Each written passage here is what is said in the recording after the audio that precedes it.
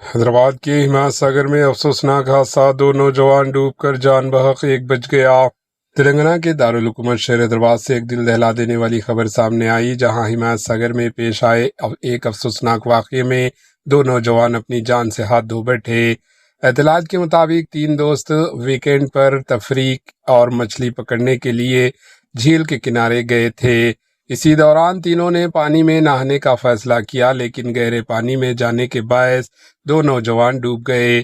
موقع پر موجود مقامی افراد نے فوری کارروائی کرتے ہوئے ایک نوجوان کو بحفاظت باہر نکال لیا، تاہم باقی دونوں کو بچایا نہ جا سکا۔